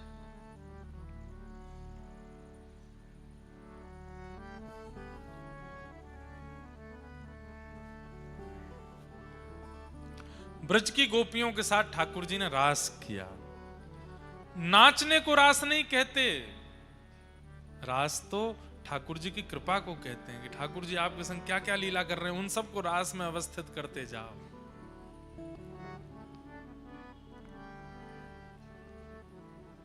शरद पूर्णिमा की रात्रि आई, सब गोपियां अपने अपने घर में कार्यों में व्यस्त थीं। अब बात तो ये होती है आप ठाकुर जी के पास जाओ, ठाकुर जी को बुलाओ, पर शरद पूर्णिमा की रात्रि को ठाकुर जी वंशी बजा करके गोपियों को बुला रहे हैं। सब गोपियां अपने अपने कार्यों को छोड़ करके दौड़ी। नव निकुंज वन में ठाकुर जी बैठे सुंदर वेणु का नाद कर रहे थे। असंख्य गोपियां सामने आ गईं। भगवान ने गोपियों को देखा, ब्रूतागमन कारणम, अपने आने का कारण बताओ। सब गोपियां बोली आपने वंशी बजा के बुलाया हमको, इसलिए आई हैं हम। ठाकुर जी बोले इतनी रात्रि को परपुरुष के पास आना उचित बात नहीं है। अब ठाकुर जी परीक्षा ले रहे हैं गोपियों की, हर भक्त की परीक्षा लेते हैं ठाकुर जी।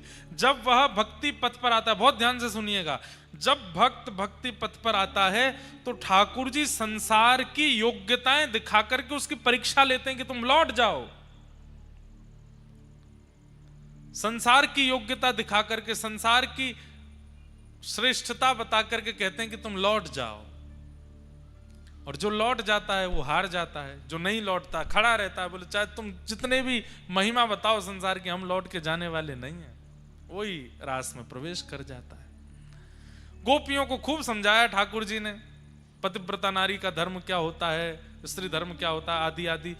गोपियां बोली पहली बात, स्त्री होना पुरुष होना ये संसार में होता है। आपके सन्मुख कोई स्त्री नहीं है, कोई पुरुष नहीं है, सब जीवात्मा है, वो सब एक रस से देखे जाते हैं। इसलिए स्त्री पुरुष धर्म बता करके हमको विचलित मत कीजिए।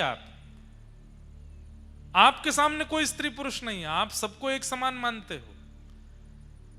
पति के सामने, बच्चों के सामने, परिवार के सामने, संसार के सामने स्त्री पुरुष धर्म होते हैं, आपके सामने नहीं। मीराबाई नाचती थी ठाकुर जी के आगे। लोग बाग बात बनाते थे, बताओ ये नाचती रहती है, इसको जरा लज्जा नहीं आती, इतने लोग देखते हैं, सबके आगे नाचती है, सबके आगे गाती है, अरे ये तो नाचने वाली है। ऐसा ऐसा करके मीराबाई को बोलते थे। मीराबाई बोलती मैं बाजार में नाचूं तो टोको, मैं संसार में नाचूं तो टोको, मैं ठाकुर जी के आगे नाचती हूं। ठाकुर जी के आगे कोई स्त्री नहीं है, कोई पुरुष नहीं है, उनके लिए नाचती हूं। आपके लिए तो नहीं नृत्य करती, आपके लिए नहीं गाती, मैं उनके लिए गाती हूं, उनके लिए नाचती हूं। गोपियां सब ठाकुर जी से कह रही हैं स्त्री पुरुष का धर्म हमको मत बताओ, आपके सामने कोई स्त्री पुरुष नहीं, सब जीवात्मा है और सबको अधिकार है आपकी प्राप्ति करने का। उसी अधिकार के बल पर हम आपके सामने आई हैं, आपको प्राप्त करने के लिए। बंधुओं, ये विषय, इस पर थोड़ा बोलना तो चाहिए मुझे, कहीं कोई गलत ना समझ ले इस भाव को। पर भक्ति धर्म यही है, सर्वभूतेषु यह पश्येत भगवद भावमात्मनः भूतात्मन सर्वात्मन अखिलद्धारो एषा भागवतोत्तमः। सर्वभूतेषु यह पश्येत भगवद भावमात्मनः। जब सबको देखे तो सब में ठाकुर जी का दर्शन करे, और जब ठाकुर जी के सामने जावे तो किसी को ना देखे, बस मैं हूं, मेरे ठाकुर जी हैं और मैं इनको प्राप्त करने आऊं। जो भाव प्रकट हो सके वो प्रकट करना चाहिए ठाकुर जी के सन्मुख। गोपियों ने ठाकुर जी से कहा कि हमको स्त्री धर्म मत समझाओ, हम जीवात्मा हैं और हम आपको प्राप्त करने आई हैं, और यदि आप चाहते हैं कि हम वापस लौट जाएं तो हमारा चित्त आपके पास है, हमें वापस कर दो। ठाकुर जी बोले वो तो संभव नहीं है, तो फिर हमें स्वीकार करो। और ठाकुर जी ने स्वीकार करके गोपियों के संग रास किया। लेकिन गोपियों के चित्त में मान आ गया कि हम अति सुंदरी हैं, इसलिए ठाकुर जी हमारे साथ रास कर रहे हैं। इसलिए मैंने अनेक बार कथा में कहा है, ठाकुर जी की सेवा में जब जाओ, ठाकुर जी की कथा में जब जाओ, ठाकुर जी का संकीर्तन जब जब करो, सबसे पहले अपने गुरु का स्मरण कर लिया करो। आप कथा सुनते हैं, कथा में व्यासपीठ पर व्यास जी आए, उससे पहले अपने सदगुरुदेव भगवान का स्मरण कर लो। हे गुरुदेव भगवान, अब हम कथा श्रवण के लिए तत्पर हो रहे हैं, आप कृपा करना। अपने गुरु मंत्र का जप करो, गुरु भाव जो भी है उसको बोल लो, फिर कथा सुनो। उससे क्या होगा? गुरु मंत्र का काम क्या है, उसका प्रभाव क्या है? भगवत प्राप्ति बाद में, सबसे पहले कहीं ठाकुर जी कृपा करें तो हम में दोष ना आ जाए, उसका निवारण करना ये गुरु कृपा है। कहीं हमें अभिमान ना हो जाए, कहीं हमें मान ना हो जाए, इसलिए गुरु साथ लेकर के सेवा में जाओ।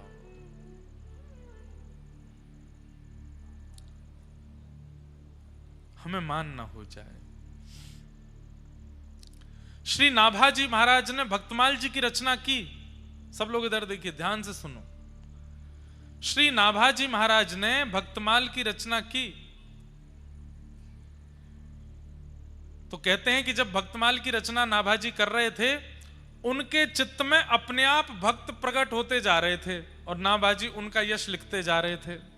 जो जो भक्त चित्त में आते गए उनका यश लिखते गए। लिखते लिखते नाभाजी ने मन में विचार किया। अब देखो, नाभाजी आंख खोल के देख नहीं रहे, वार्ता कर नहीं रहे, बस अपने चित्त में एक कुंज बनाई है, उसमें एक वृक्ष है, वृक्ष के नीचे नाभाजी बैठे हैं और उसी वृक्ष के पीछे एक आसन के ऊपर, ऊंचे आसन पर गुरुदेव बैठे हैं, श्री अग्रदास जी महाराज। भक्तों का चरित्र लिखते जा रहे हैं, अपने गुरुदेव को मानसी में सुनाते जा रहे हैं। लिखते लिखते लिखते लिखते लिखते नाभाजी रुक गए। तो मानसी में गुरुदेव ही पूछ रहे हैं, क्यों रुक गए? बोले, गुरुदेव, गुजरात के भक्त आ गए, दक्षिण के भक्त आ गए, उत्तर के भक्त आ गए, पूर्व पश्चिम के भक्त आ गए, सतयुग के भक्त आ गए, द्वापर के भक्त आ गए, त्रेता के भक्त आ गए, कलयुग के भी भक्त आ गए, लेकिन वृंदावन के भक्त नहीं आए अभी तक चित्त में। वृंदावन के एक भी भक्त का स्मरण अभी तक मुझको नहीं हुआ है। अयोध्या के भक्त आ गए, चित्रकूट के भक्त आ गए, वृंदावन का एक भी भक्त अभी तक चित्त में नहीं आया। तुरंत गुरुदेव भगवान कहते हैं, नाभाजी, तुमने भक्तमाल लिखने से पहले 24 अवतारों को प्रणाम किया। भगवान के 24 अवतार, उनको प्रणाम किया। तो 24 अवतारों को यथा जहां जहां से पूजने वाले जो जो भक्त हैं वो सब तुम्हारे चित्त में आ गए। वृंदावन वारे तो राधा रानी को पूजें, जब तक किशोरी जी को वंदन नहीं करोगे तब तक नहीं आएंगे। और तब श्री अग्रदास जी ने नाभाजी के चित्त में किशोरी जी को वंदन किया, और जैसे ही किशोरी जी को वंदन किया, इतने में ही श्री हितरवंश महाप्रभु, श्री स्वामी हरदास जी महाराज और हरिराम व्यास जी तीनों प्रकट हो गए, और फिर वृंदावन के भक्त भी उनके चित्त में आ गए। गुरु मंत्र, गुरु दर्शन, गुरु स्मरण क्या करता है? भक्ति में जो अपूर्णता बनी रहती है उसको पूर्ण करता है। और भक्ति में जो कभी कभी हम में दोष आ जाते हैं, उस दोष का निवारण गुरु स्मरण करता है, गुरु मंत्र करता है। वो सामान्य ऐसे ही नहीं है कुछ भी कि गुरु दीक्षा ले ली, प्रभाव में आकर के मंत्र ले लियो, अब उसका कोई प्रयोग ही नहीं करते हैं। अरे उसका बहुत बड़ा प्रयोग है, वो दोष निवृत्त करता है। इसलिए गुरु मंत्र किसी को नहीं बताना चाहिए, क्योंकि भक्ति में आने वाले दोषों से निवारण गुरु मंत्र करता है। गोपियों के चित्त में मान आ गया, तब गोपियों ने, एक बात हम पहले ही बोल दें, आज भी ठाकुर जी को ब्याह नहीं होएगा, ब्याह तुम कल ही करेंगे। अब तो रास की भूमिका बता करके फिर रास करा करके फिर रास में ही आज विश्राम करेंगे, कल ब्याह से शुरू करेंगे कथा। गोपियों के चित्त में जब मान आया, ठाकुर जी अंतर ध्यान हो गए, भ्रमण करते हुए गोपियां यमुना तट पर आई। तभी गोपियों की गुरु कौन है? श्री राधा रानी। बिना किशोरी जी के रास में चली गई थी तो मान तो आना ही था। तब किशोरी जी आई, किशोरी जी के चरणों में प्रणाम किया। हे राधे वृषभानुभूप तनये, हे पूर्ण चंद्रानने, हे कांते कमनीय कोकिल रवे, वृंदावने धीश्वरी, हे मत प्राण परायणे चरसिके, हे सर्वयूथेश्वरी,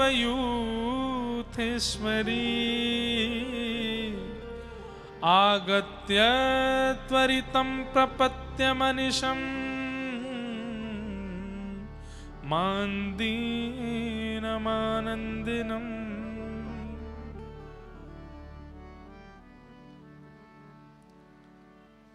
हे सुन राधिका दुलारी, तेरे द्वार का भिखारी हूँ मैं, शाम का पुजारी,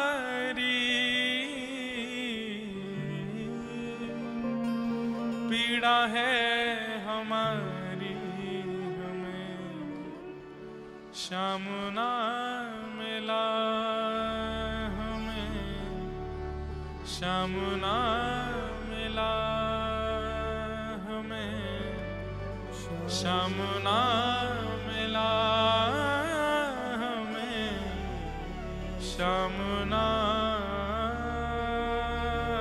मिला।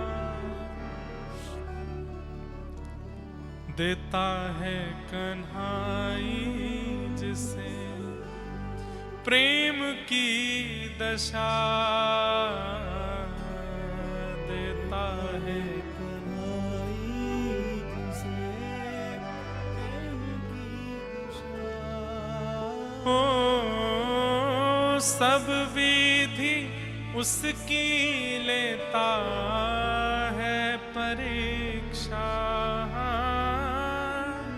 सब विधि उसकी लेता है परीक्षा। एक बात बंधुओं में कथा में कहता हूं, परीक्षा उसी की होती है जो कक्षा में बैठा होता है, जो बाहर बंक मार के घूम रहा होता है, जो अध्यापक की दृष्टि में आता ही नहीं है, उसकी परीक्षा नहीं होती।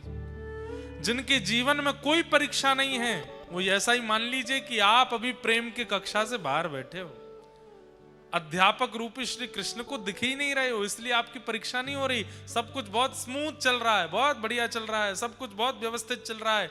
जब चाहते हो भोजन कर लेते हो, जितना चाहे तो कमा लेते हो, सब अनुकूल है, जो भोग भोगना चाहे भोग लेते हो, जो पाना चाहो पा लेते हो, कोई रुकावट नहीं आती, कोई व्यवधान नहीं आता, कोई परीक्षा जीवन में नहीं आती। तो इसका मतलब विद्यालय से बाहर हो।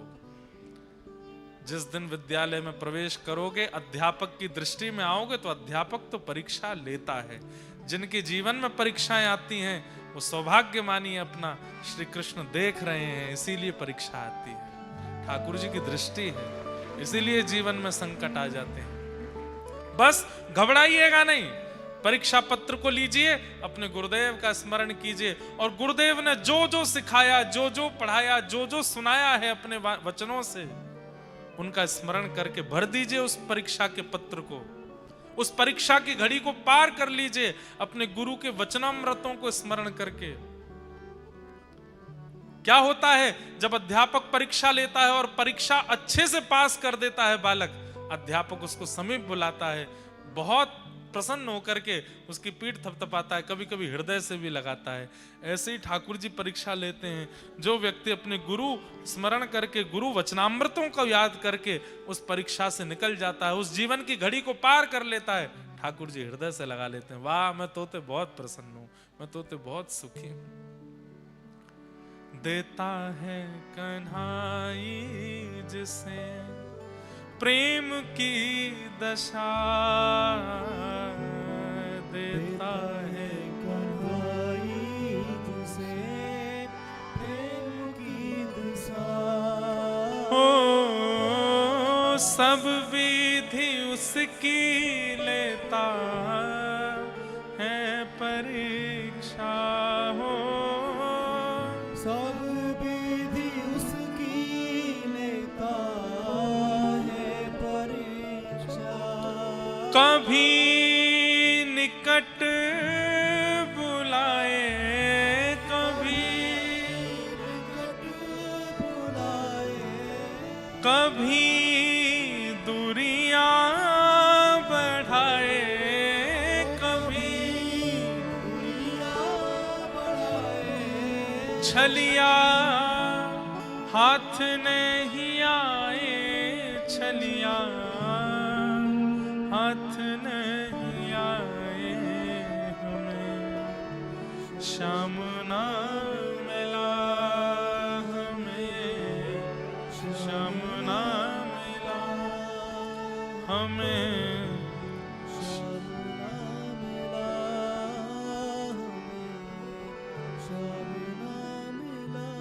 हे सुन राधिका दुलारी, सुन राधिका दुलारी। तेरे द्वार का भिखारी, तेरे द्वार का भिखारी। तेरे श्याम का पुजारी, एक पीड़ा है हमारी, हमें श्याम ना मिला, हमें श्याम ना मिला, हमें श्याम ना मिला, हमें श्याम ना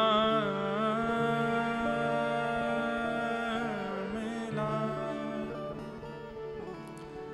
गोपियां जब विरह आतुर होकर के रोने लगी, किशोरी जी से कहने लगी, ठाकुर जी हमें व्याकुल करके अकेला छोड़ करके चले गए। तब किशोरी जी ने कहा,